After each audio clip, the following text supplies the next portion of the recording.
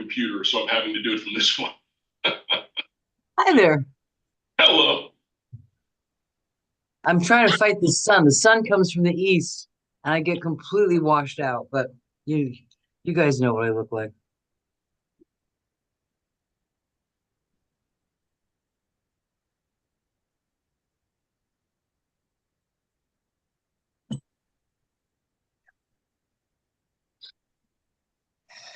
Good morning, Mayor.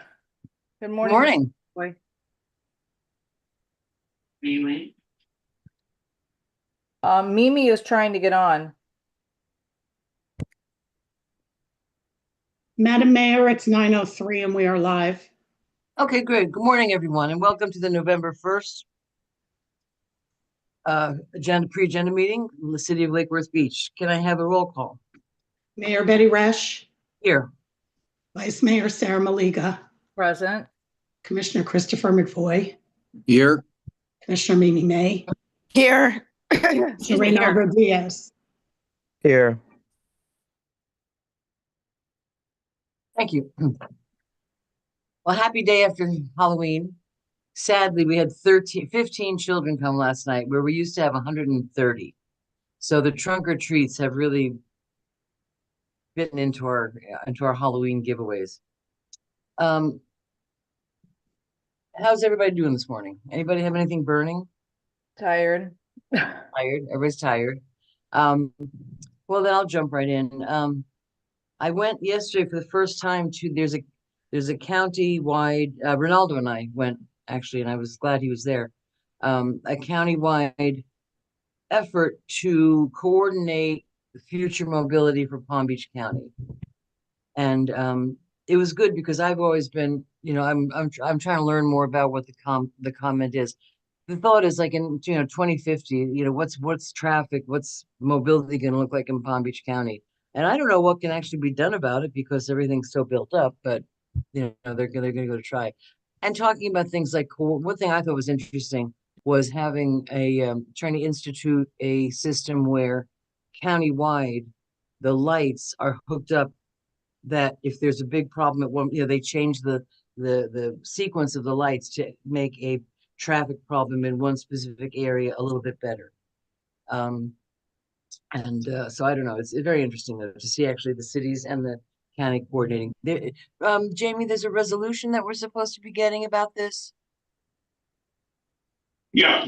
Yep. I was actually talking with the manager in Palm Springs yesterday morning about it. Okay. So I want to see what the other it's going to be basically they're all going to basically be the same. So Right. once I get a copy of what that's going to be, we'll put that together and get it on.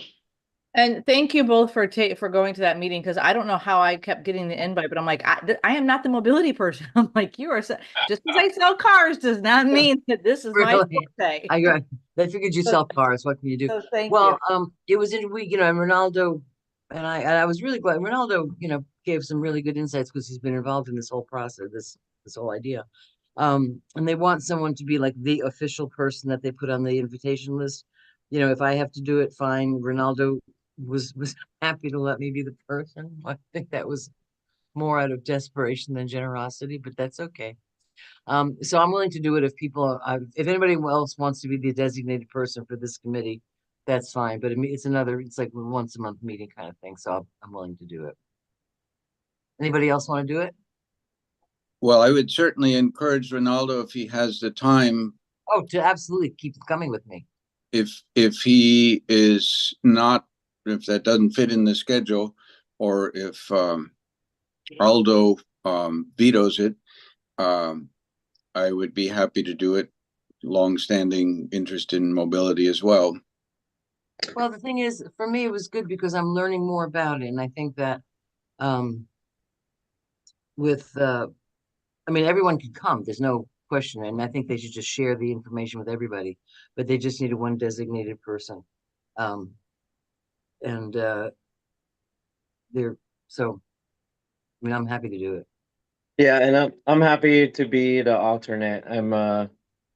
It's a big deal, and I'm happy that the group is like kind of ramping up and gonna meet regularly because, basically what the end result is gonna be is and not necessarily specifically with this group, but there's another kind of related group, but it's a coordinated effort of getting all the 39 municipalities and the county to talk to each other, especially when it comes to things like, what this is specifically on is a mobility plan. It's like the mother of all mobility plans. It's like the mobility plan of all of our mobility plans. And it really needs to happen. It's like, if you're familiar with Florida land use, it's kind of like a taking back to the Bob Graham days of when municipalities actually talked to each other and like helped each other out on issues. And so it's a really big deal. Yeah. And in case anyone's wondering, we've talked about that infrastructure tax or the transportation tax thing. And this is kind of a response, thankfully, to Commissioner Weiss. He made a motion at a meeting that an RFP needs to go out, and this Right. county-wide mobility plan effort needs to really come into fruition. And it's really appreciated because it definitely is needed. And the one thing I was talking to the mayor from Palm Beach Gardens, and because again, we're so built out, I'm trying to think, wrap my head around things that we can do. And I mentioned circuit, and she said, well, if this tax comes in for transportation, that would actually help pay for it. It would pay for operations, it would pay for acquiring things. So it's that part of it's pretty exciting because it will have some relevance to our city as well. So can you come with me, Ronaldo, to the meetings? So that was good. I think the other night was interesting with the beach complex conversations. I think it turned out well. Chris, you had something to say that I was sort of curious. So you said it a few times, and I was interested. You said that you have a belief that there's funding, and it seemed to sound like you knew what you were talking about. Funding for the. I'm giving you the benefit of the doubt here. Yes, that that did come through. I'm sorry. Yeah. That the funding, you kept saying you're confident that there's funding, and I was curious what you knew that we may not know. I am confident that the combination of using spatial architectural design for a very intentional purpose in a diverse community is an idea that is powerful enough that you would get funding for it. From whom? It would probably be a combination. Whoa, what's my phone doing now? Yeah, there we go. A combination of private and public funding, because there's a long history of some public amenities not being exclusive, and if you had a very explicit, you would have to make it part of the explicit program that this is what we are trying to achieve, and then have a design that actually you can demonstrate this is why we think this design will achieve that. I think that is very fundable. Do you have anybody in mind? Huh? Do you have anybody in mind? Where the money would come from? Not specific people, no. I was just curious because, yeah, okay. I mean, imagine when they were building, and I've seen the construction images, the Venetian pool. I'm sure that somebody, and plenty of people, said, whoever is doing this is absolutely raving lunatic. I mean, if you looked at what they were trying to do, it's crazy. And yet, when you look at the results, somebody had the vision to push through with it and say, hey, this is actually going to be pretty cool. And they're right. All of us looking backwards at it would say, boy, I'm glad that somebody did have that vision. How it was funded, I don't know on that. Oh, that was my next question. How was it? That's a pretty, it would be interesting to find out. Was it some benefactor? Was it, it's a pretty rich town. It's the kind of thing that in history, if you have a unusual enough and a strong enough idea with a strong intentional public benefit, it's the kind of thing that does attract funding. If you're saying we're going to build a resort style pool just like 59 other ones, and we hope that it will attract different parts of our community, but there's no intention to it, you're not going to get unusual funding for that, because it's everybody wants to do that, and there's nothing particularly unusual about the approach. But I think we do have, it's kind of like when I've worked on the grant proposals, when I worked on that one for the DOE grant, you look at the front part of those proposals has sort of a description of what our community is like. We are a poster, or similar with some of the EPA grants that are being worked on. We are a poster child for those things if we're clever enough to rise to the occasion of the needs of our community that are different from a lot of others. And if we show that we are very conscious of those, and here's what we're trying to do to move the needle forward on it, I think we'll be okay for funding. Will it fund all of it? Will we have to do some of it? Who knows on that? But I think we could.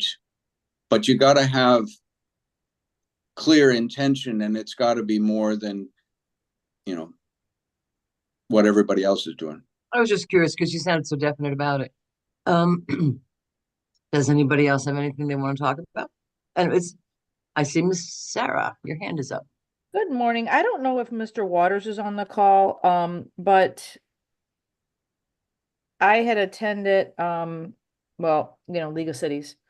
And one of the things that they're saying is that there's a 75% tax exemption that the Live Local gives to developers that our city, we can decide as a dais not to do anymore. And I think that that's a conversation we should have with all the build out that we have right now coming in and all of the development. We need tax base. Yeah. And that's something that will protect, because if we're saying we're not doing Live Local, guess what? We're not going to have 15-story high rises wanting to come to Federal and Dixie Highway. So I just didn't know if there was an appetite with the rest of the board to at least have the conversation on what this means.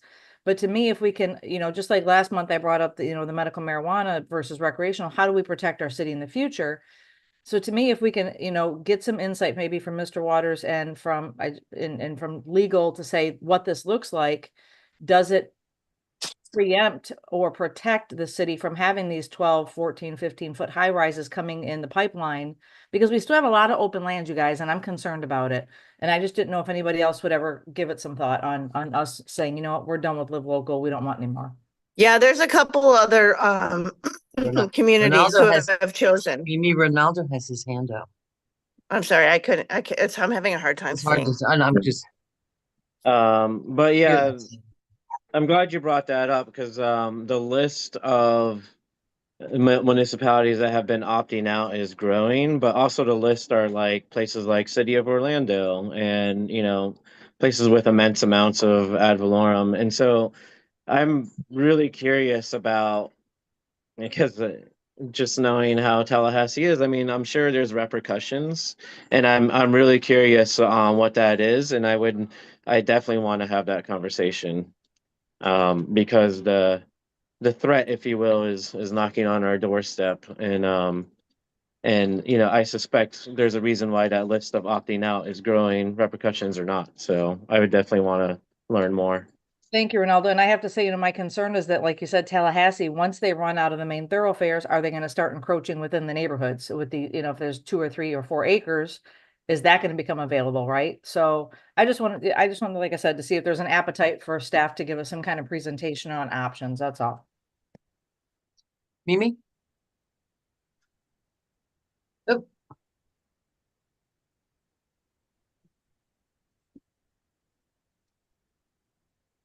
Sorry, some reason it says that I'm in some sort of car mode, and I have no idea how to get it out of car mode because I'm not in car mode. Anyway, I heard the same thing that Vice Mayor Maliga heard, and I would definitely like to learn more about that as well. Jamie, can you make that happen? You made the note. Duly noted. Okay. Anybody else have anything they want to talk about? I do have some. I may have raised my hand. I don't have car mode, but I can never get my phone to be very cooperative with the hand raising because I can't find it. But I think it's raised. Anyhow, Mimi's is raised, yours is not. what's It's that? not. It's not. Well, maybe I was seeing Mimi's hand raised. No, mine's Anyhow- raised on purpose, so I'll wait for you to be done. Okay, so you, all right, Mimi has something else. All right, so Chris, Yeah, I do have a couple things. Several of us did the ethics training yesterday that included a session on records request, public records request. And I think all of us probably know that the Florida law on public records is quite strong, and that you know, there are a couple things that might not be obvious. Anybody can request public records. They don't have to identify themselves. They don't have to say what they're going to do with it. They don't have to say who they are. But they have a right to get it, and they have a right to get it in a fairly reasonable amount of time. Now, reasonable is pretty squishy term, but you know, reasonable. And I am hearing from people in the community that they have put public records requests in and have not gotten things back. And that concerns me. I do understand from this year's training and previous year's training that if a record does not exist, there is no requirement for the city to create one to satisfy a request. But a due reasonable effort must be made that if a document is requested, that it's produced and in a reasonable time. So it concerns me that I'm hearing some slowness on that, and I hope that, and it does expose us to lawsuits that you can. well, I think what would be helpful, what would be helpful though, you're saying you're hearing from some people. I think it would be very helpful if you could identify those to the city clerk and say specifically, these people have a problem, what's going on, rather than I've heard from people. Remember, Mayor, that the requirement is that people making requests do not need to identify I themselves. understand that, but if they're saying we can't get it, obviously they've got, I mean, it's, how do you As general how'd you policy, if I could finish, as a general policy, I think we as a commission want to reiterate, particularly after we've done our trainings on it, reiterate to our staff that every effort must be made to produce existing documents in a timely fashion if members of the public request them. And apparently that is not always happening. So I ask our commission to make it sure, communicate to staff that we do want that to happen, and we do not want lawsuits from somebody who has a legitimate gripe that they've asked for something and it doesn't show up. Melissa, would you like to respond to that? Your hand is up. Thank you, Mayor. So I know our office is very responsive to all requests we get. But I just want the commission to know we have just purchased a software that will now be tracking the requests that will be implemented by the end of the year.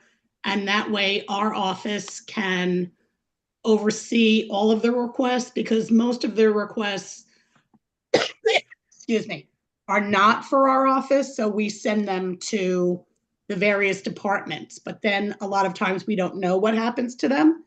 This way we'll be able to track them and then be able to be more involved to make sure everything's, I have to say that since I've been the clerk for 3.5 years, I have gotten very few emails from people saying they put in a request that hasn't been answered. Not all requests do come to our office. They do sometimes go to other departments, but there will be a portal now. So all public records requests by the end of the year will be starting in our office and then going to the various departments and can be tracked. We had no way to track them previously. What's the name of that program? Next request. Okay, because they were talking about some expensive program that tracks everything Yeah, yesterday. it's not expensive. It's Right. through Civic Plus, and we're very happy with Great. other products we have from them. And we just felt that because it was not that expensive, because honestly, we don't get that many public records requests. Right.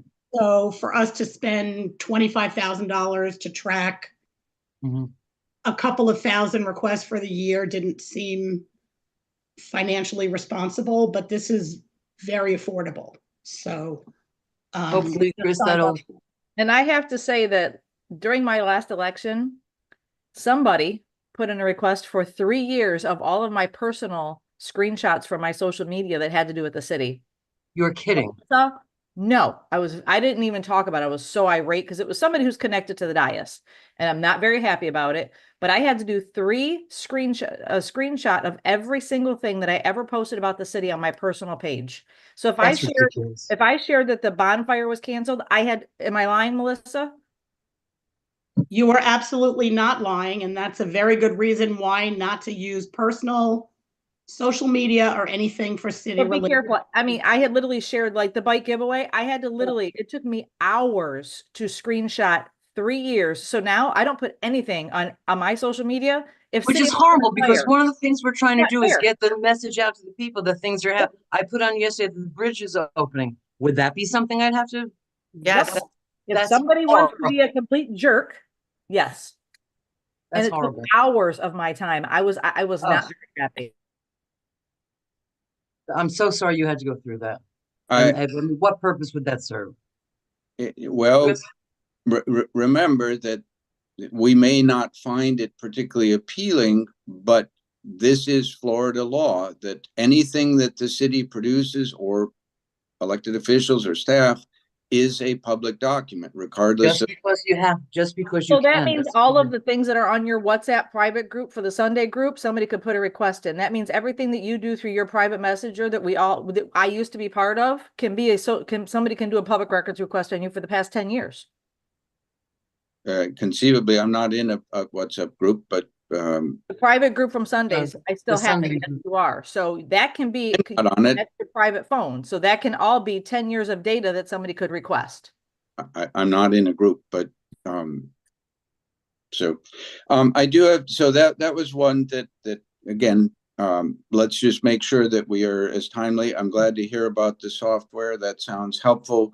It does sound like there is a potential that if a request goes into the city clerk's office and then goes from there to a department, that it may get lost in the shuffle, or it may not. Well, that's what she just said. May not be aware. But I believe ultimately the city clerk is the custodian of records, and that's where the responsibility for getting it back relies. Okay.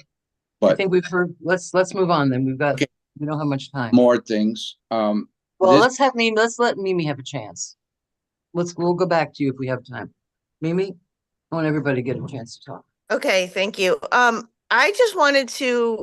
been talking to Jamie regarding putting out an RFP for a company to basically go over our entire code, including like the LDRs and everything, to make sure that they're reasonable, they're enforceable, that it's clear that they're not written in 75 different places.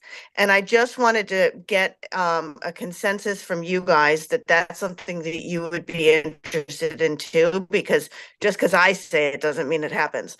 But if all of us are going to direct staff to do that, I would really like some support on that, because I really think I think that we've got to clarify and make it really understandable in layman's terms what we expect people to do and what our expectations of staff, of citizens, and of ourselves is. So is that something that we can do already? I mean, I know that we've talked about it a little bit, but I kind of wanted to make it a little bit more official. Let's hear from Jamie about that. I mean, what does that entail? Yeah, so right now we're basically setting up that, if you remember the first code workshop, we didn't get to all of the divisions over there in code. So we're setting up that second code workshop to basically finish that out. And then that was going to be one of the conversations at that workshop, as far as like, how do we move forward and how do we want to set up the RFP or whatever we're going to put out, which we've somewhat discussed before, but we did kind of want to finish up that workshop we didn't finish the first time. And then have that conversation with all of you collectively to make sure that we're all on the same page as to what we're looking to do, which is basically a complete overhaul of all of the chapters. And if there's anything else other than what we've already talked about that we would like to see as part of that RFP, we put it out. But yeah, we wanted to have that as part of that second workshop when we finish that up, if that was okay with all of you. Ronaldo? Yeah, I wasn't I didn't know we had a second workshop. Yeah, if you recall, we didn't finish just due to time. That first Oh, workshop, right. and there was, I think it was right around 10, and you guys were trying to decide, do we want to continue or do we want to just bring this back in another workshop? And I think it was just delayed at that point. So you guys decided to Okay. do 2 parts. All right, so we can Okay. set that date. Absolutely. Ronaldo? Thank you. Happy to hear you're on board with that, Commissioner May, because I've been saying this since literally when I started and including every budget session, and it is coming to fruition. But yeah, I think it's important to point out that, when I have presented it, what's important is to make sure it's it's a regular thing, annual, what have you, where we review, especially specifically all the changes that we've made and make sure, like when we make a policy change, we make it with a specific goal in mind. And then eventually we should come back to it and say, are we accomplishing that goal? And if not, do we need to change it?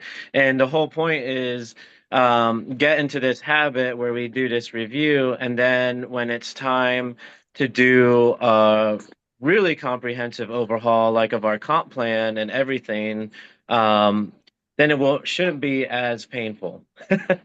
But more specifically, it's more about making sure that because so many times we vote on things, and this isn't, I say we as in government in general, where we vote and we make a policy change.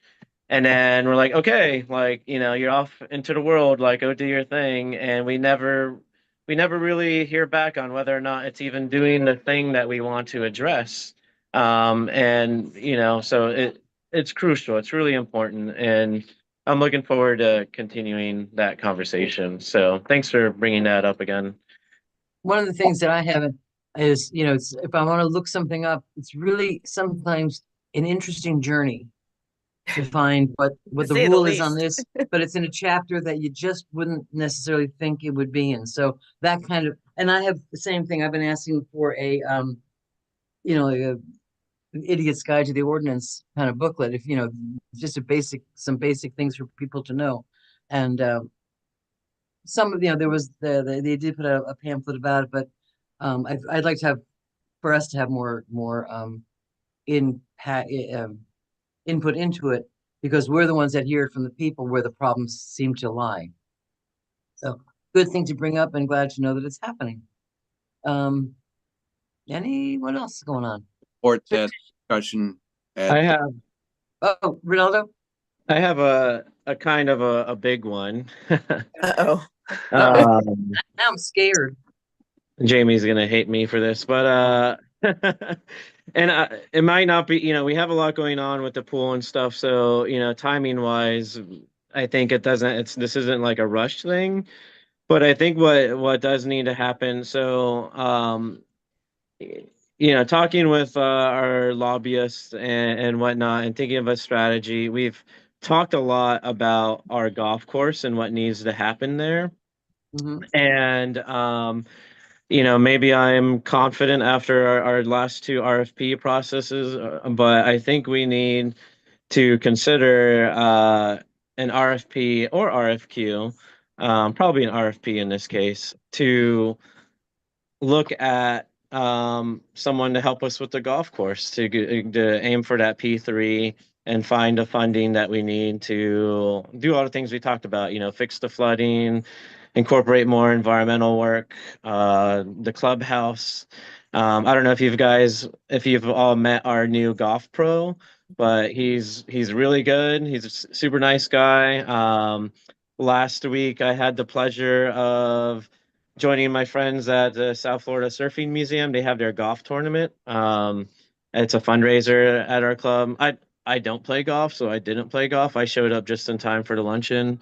But but they all loved it. I mean, it was a good time. They very clearly were having a good time. Our staff there does really amazing stuff. And now I think it's time to see what we could do to step up on the other side and just improve the facilities because, it's a gem in the making. It could be a world-class little niche golf. I've been, It needs- barking about the golf course for a long time. Absolutely, I agree, and I think People- that should be on a tea time waiting list, that golf Right. course. It should Right. not be, Yeah. we shouldn't have tournaments leaving us, we should have tournaments lined up on a waiting list. I agree with you. No, I do absolutely. too. I do Yeah, I've been too. meeting with the golfers a few times as well, and they have suggestions and just a general, bird's eye view of the golf course and how we can best, especially with the Gulfstream coming and with all the stuff that's happening in the city. In the meantime, That's the key. We're doing the beach, the Gulf Stream. I mean, there's so much going on, and then in a future conversation, we'll talk about Bryant Park and but I think the golf course should be next in line. But yeah, and we're getting really good at this RFP process, so more rubrics. excuse me, excuse me one.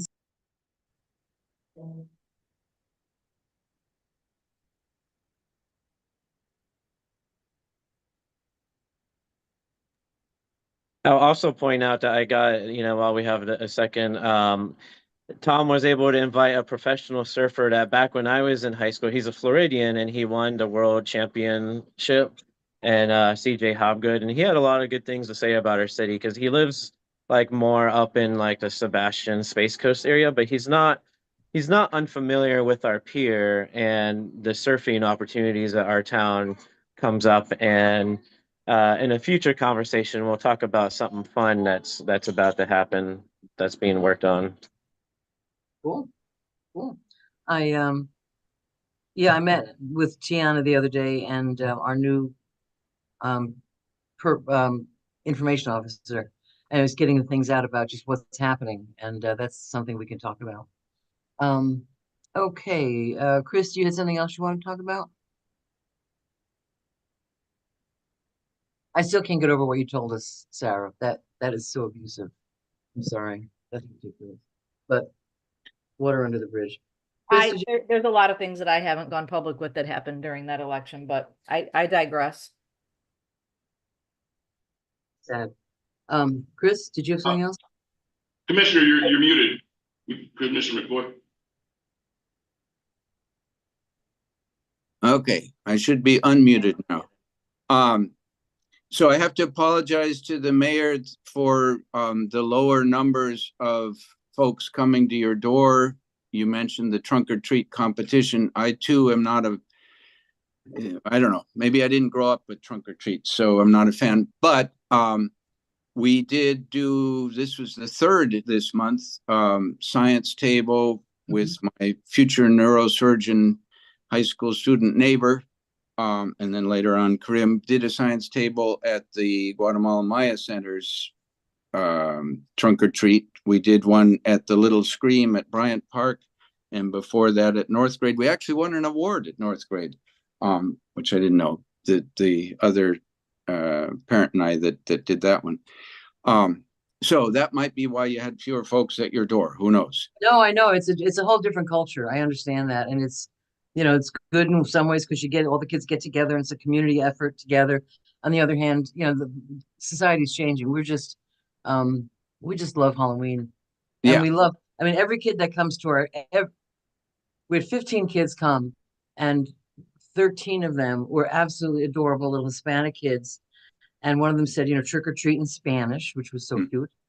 So I like sharing that American tradition, which doesn't involve presents and all that tension. It's just here, have some candy and enjoy your day. So it's a change, but life goes on. But I've heard good things about your science thing. I think you should be a science teacher. I think you'd be excellent science teacher. I mean that seriously.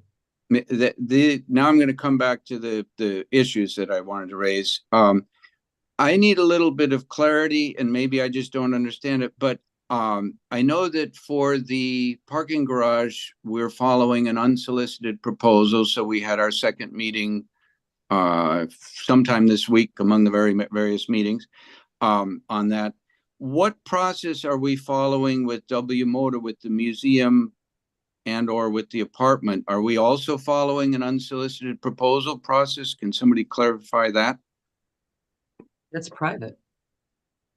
All right, Jamie, you want to address that? Yeah, you're asking about the actual P3 process, or what exactly are we?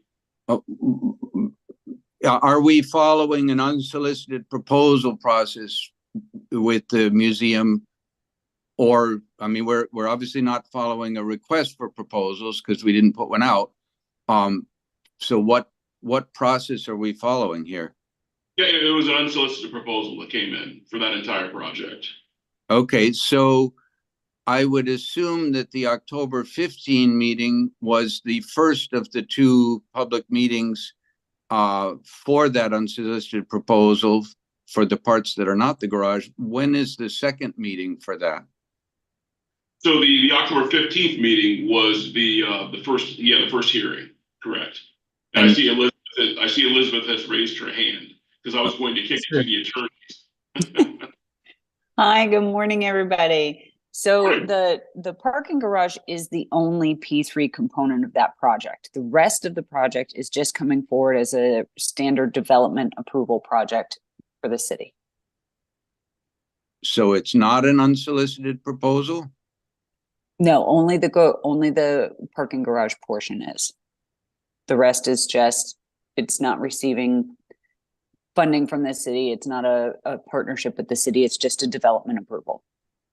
But doesn't it involve some public funds and some public lands that are being conveyed? CRA land.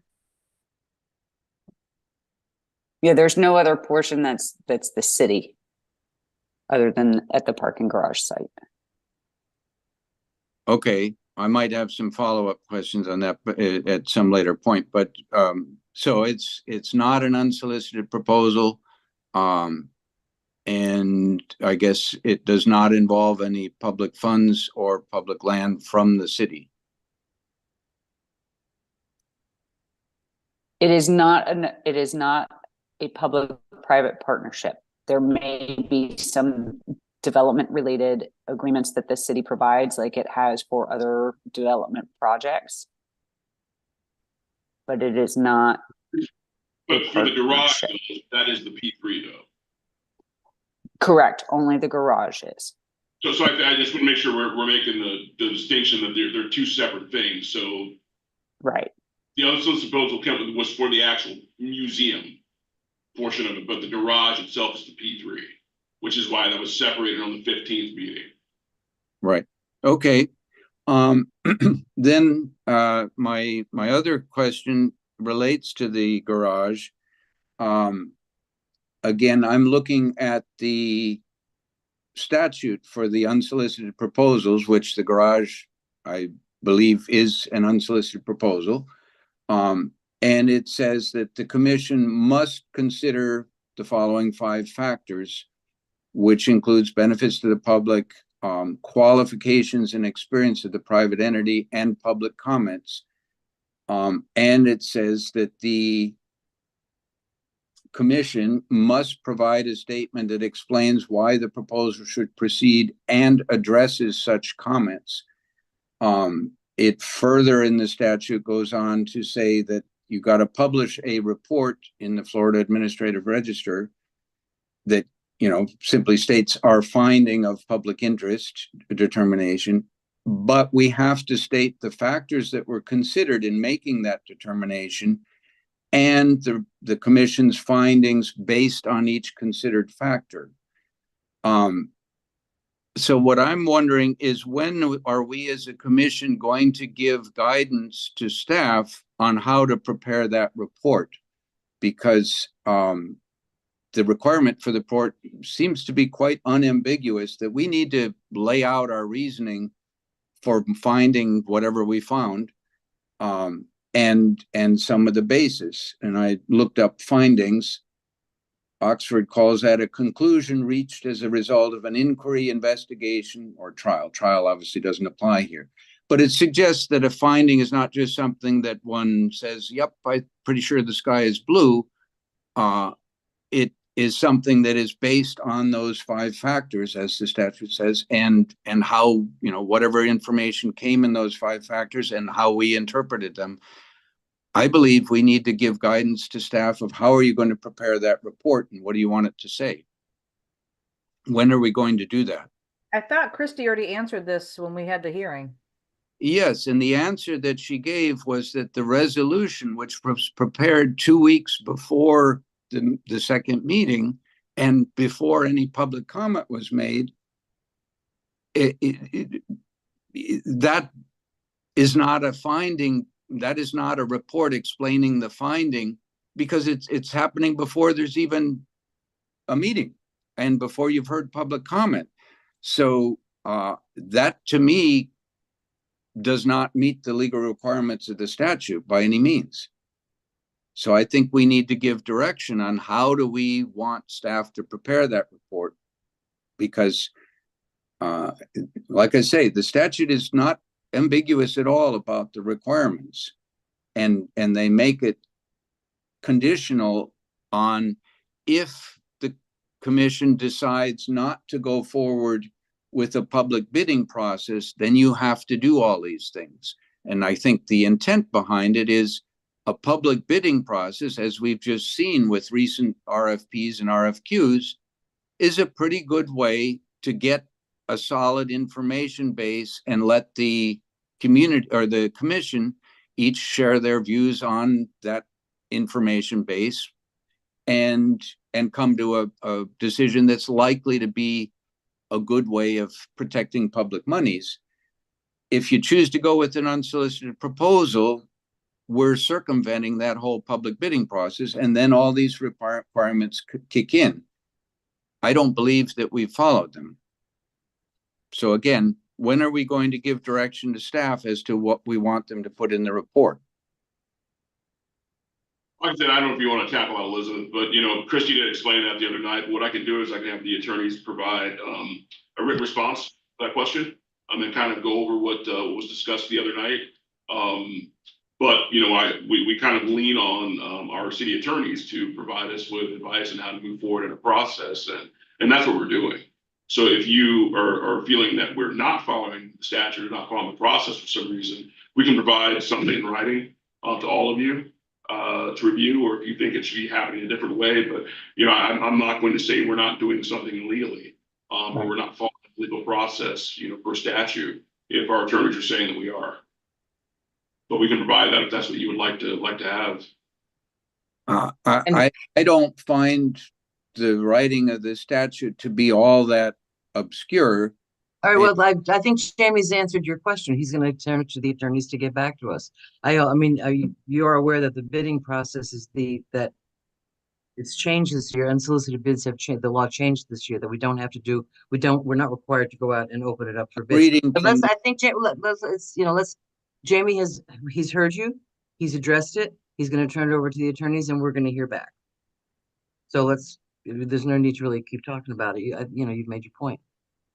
So, and Madam Mayor, and I will say that if there's a feeling that the statutes are too broad, there is always the ability. You can always make them more stringent, and you can't go less. But you could say that yes, we're going to adhere to the statutes for an unsolicited proposal ordinance, and in addition to that, right, our city is now going to say we also require A, B, C, D, E, F, G, or make other things that we would require, and we can make it more stringent if you guys wanted to make it a little more detailed.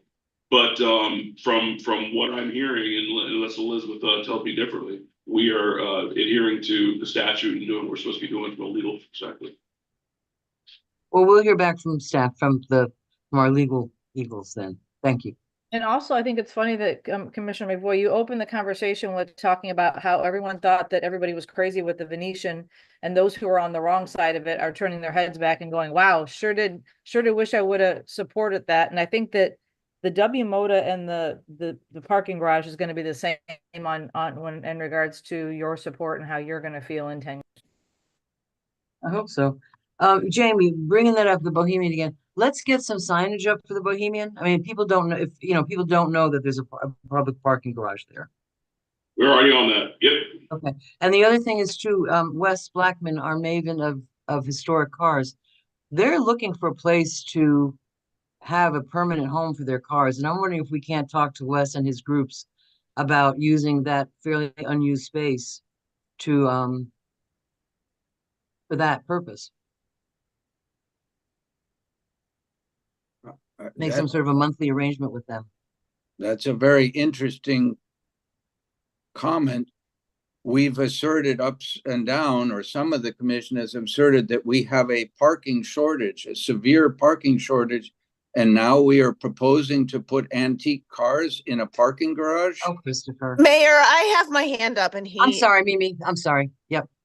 So, regarding the parking garage, I think one of the reasons that it's not being used as much as it could be, and I've been talking to, Joan about this at the CRA, is that the parking lot for the hatch is being used as free parking for everybody around there. So when that becomes a paid for parking, lot, they're not going to just park there every day, all day long. Like at this point, some of the people that work at the CRA are not being able to get parking for their own jobs in their own lots.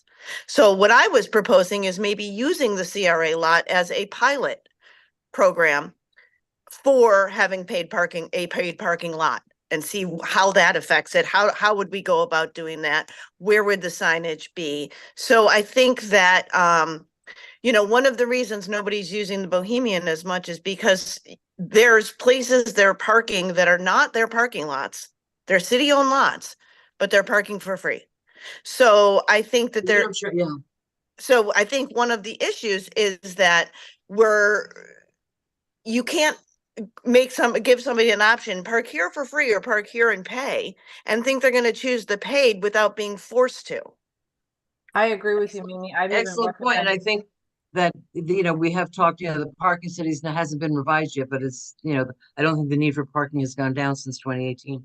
But I mean, at some point, we are the only city that has free parking on the street. And I think that that's something, and Chris made some allusion to it, that we're sort of like sneaking it in, but it's been talked about. We're going to at some point, we're going to have paid parking downtown, and that's not from me, that's from the study. Right. And the city lots, the city lots. And I was getting out of work a couple last year, and a couple was looking for like where to pay on that parking lot behind my building. Right. But the other thing is, I also want to put in, because wait, hold on. Let me finish my sentence and then I'll mute myself. The other thing that's happening in that parking lot is illegal activities. Okay, so there's things are being sold out of people's cars in that lot that is illegal, and that's happening on city property, and I'm very uncomfortable with that. So I think that somehow we need to, even before we have an entire parking plan, we maybe want to think about preempting that with at least a parking lot where it's a pilot paid parking program. That's a lot of P's. Okay, now I'm done. You guys can talk. I was just going to say, when we do talk about paid parking downtown, I've said this to staff many times. I believe that we have to make some concessions to our residents for parking downtown. Like if you get a beach decal, you get a reduced rate, that's a general because we don't want to discourage our folks from using our businesses downtown. That's all I was going to say. I'm just going to get my electric myself in. I'll be right back.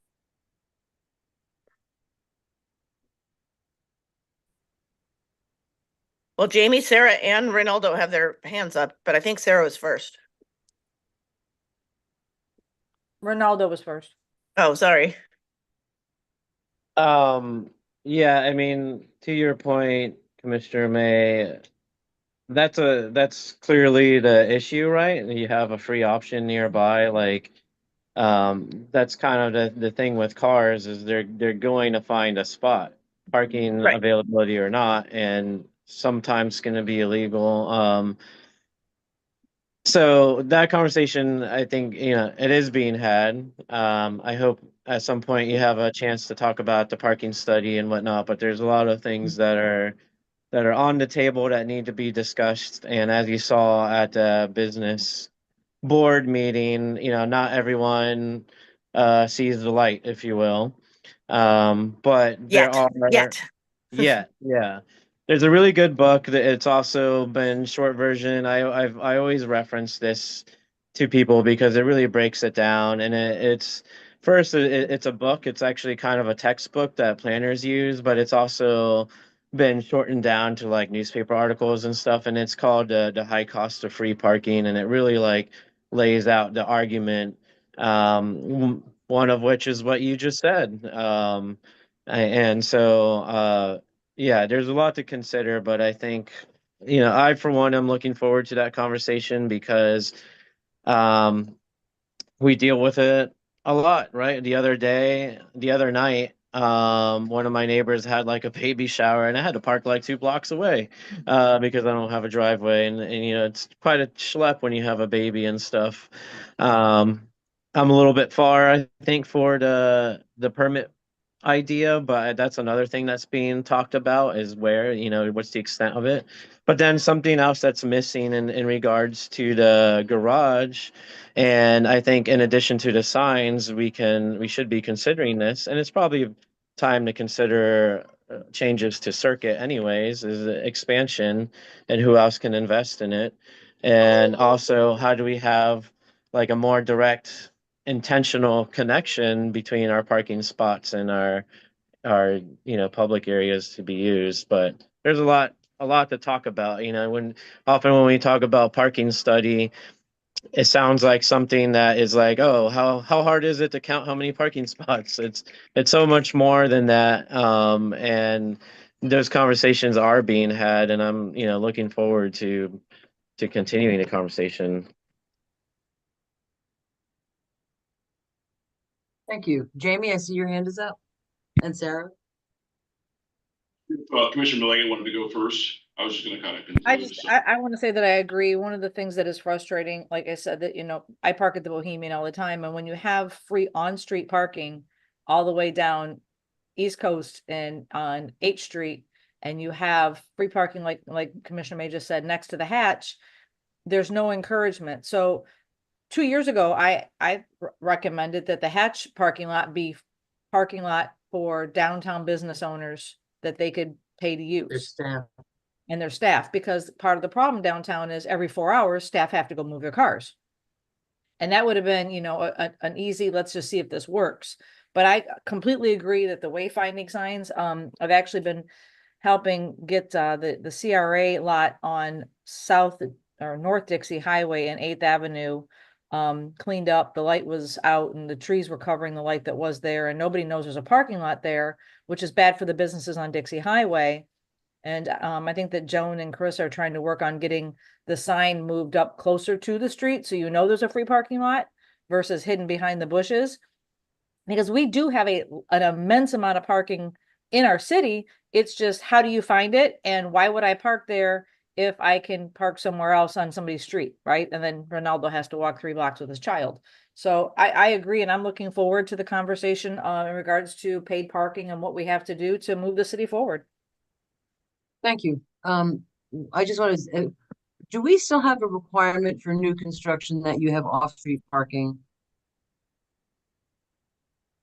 I wonder, that's not a pop quiz. We can ask, planning and zoning. Because that's, it seems counterintuitive not to be able to park off-street that's what the on-street parking problem is. People that live here are parking on the streets when they should have had a place that they could park. Ronaldo. Thank you, Vice Mayor Malega, for bringing up something that is also really important, which is the parking for employees, and where that is especially a problem. And don't hate on me because it would eat into our revenue, but is at the beach. And the tenants are paying for their employees parking. It is pretty significant.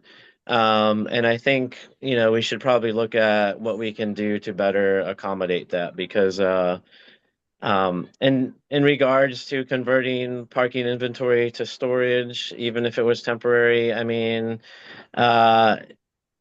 I feel like this would be politically very unpopular because the really common messaging that we get from our community is that there isn't enough parking.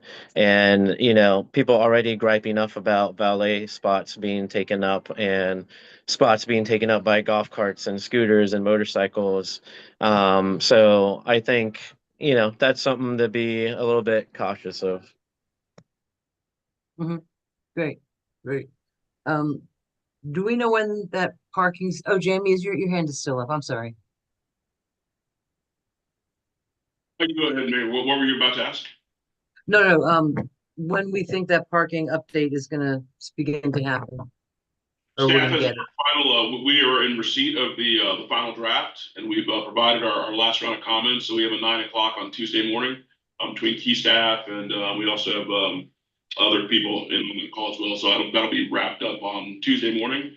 We are tentatively looking to have that on the agenda and have that presented at the December 3rd meeting, which would be the same time as the mobility. So since those are kind of hand in hand, we wanted to kind of bring those forward at the same time. So generally that's scheduled for the December 3rd meeting. Okay, great, thank you. And I guess on the last one, I'm meeting with the lobbyists, Jay, everyone else has met already with the lobbyists, or? Correct. You're our final meeting today, 11:30. All right. I All also right, want well- to, oh, go ahead, I'm sorry. Oh, no, at some point, we're gonna be discussing as a group what kind of legislative asks we're gonna be going for. Absolutely, and we'll go through that in the meeting. But yeah, that's the plan is put everything together, then have all of you together like kind of in a workshop format. So we can look at our legislative asks and everything, but we had to have this week first, where we actually met with each of you individually. I also just wanted to, I had two things written down here. One was just, to thank all of you for Wednesday night. And I don't want to understand how important making that decision to finally move forward with the beach complex property and everything.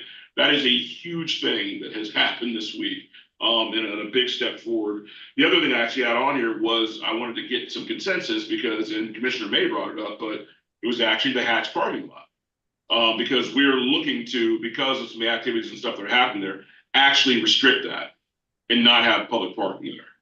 Now, we aren't going to start in a paid model or anything like that, but we just wanted to start off by just basically just stopping the use there.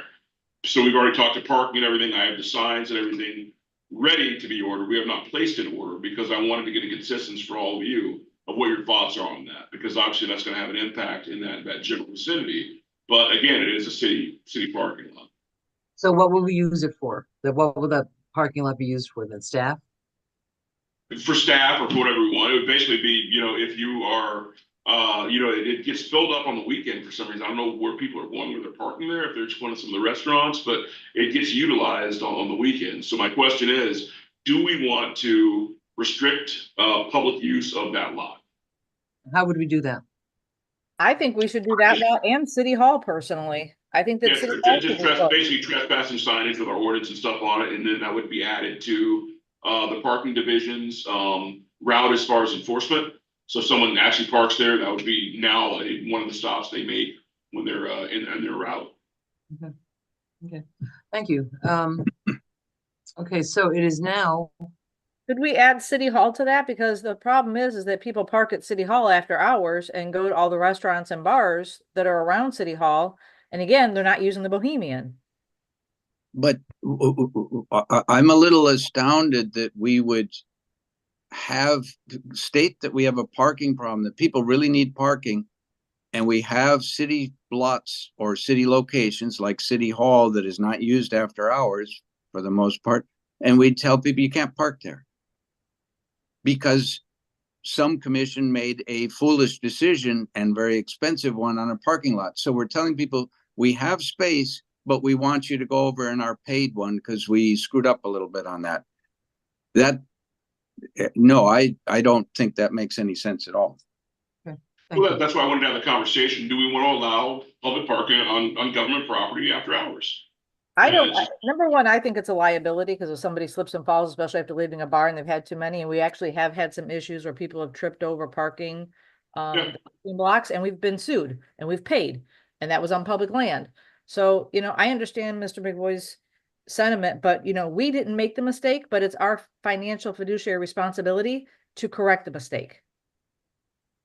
And we need to, yeah, I mean, I think the signs will be, I mean, will people listen to a sign that says don't park here? And I think once downtown parking is not free, especially, you know, after hours, I think that's gonna make a change as well. So I guess what I'm looking for is this something we want to wait on until we kind of go into the parking study and roll out kind of what we're looking at? Or do we want to do something now? Because again, this is at the staff level, this is a large decision, and it's a policy thing. You know, either we're gonna allow public parking on government property after hours or not. And from a staff perspective, that's not a decision we want to make. And then, you know, you guys are like, what'd you guys do? You know, so I want to make sure that I'm bringing it to the policymakers to have this discussion. Right, but what about, I mean, when we do have downtown free parking lots as well. Correct. That's correct. Yeah.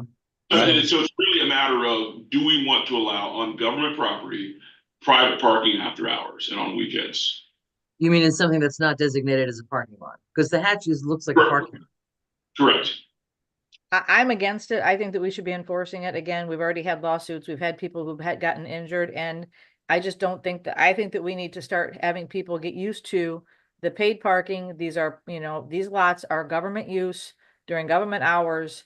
And, you know, I'm in favor of it, but I'm just one person. It's an interesting, why don't we talk individually with staff and just kind of, you know, Okay. flush it out a little bit more in our one-on-ones? I would suggest Because that now we're at 10:04. I would suggest that this is something that ought to be on a public agenda with the opportunity for us to talk publicly about it, Of course. public input on it. So I would Yeah, make I don't think anyone would argue with that. Well, that was the question from Jamie. Should he go ahead now, or should he wait till this is part of a public commission meeting parking discussion? And I think What I we can just do said, is at a future meeting, I can add it to unfinished business. So that way we Right, but can after- get on the agenda. after we have our one-on-ones and he's got some idea of what we're talking about. Okay, I see it's after 10 and we are pretty strict about that. And I'm gonna get ready to go over for my meeting with the lobbyists. So have a wonderful weekend, everybody. Tomorrow, Day of the Dead, the witches will be marching.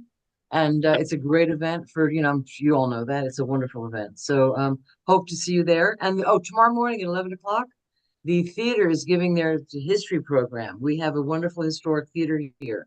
And I'm going to be there at 11 o'clock to hear, I don't know if it's fun, I don't know really much about it, but at 11 o'clock, they're going to be talking about the history of the theater.